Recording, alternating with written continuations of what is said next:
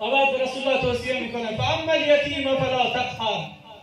پس تو این رو هم بدان که یتیم و ضعیف رو هیچ وقت تحقیر نکن. و اما السائل فلا تنهر، نیازمند رو از خودت نران، اون رو اذیت نکن. و اما بنعمت ربک فحدث، و نعمتهای پروردگارت را بازگو بکن.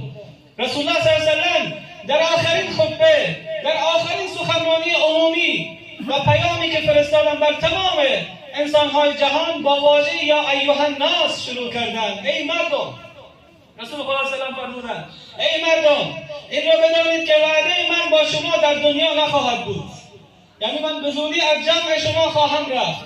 و این را بدانید که وعده ما با مؤمنین، با کسانی که با من ایمان دارند، در کنار حوض کوثر در جنت خواهد بود. و رسول خدا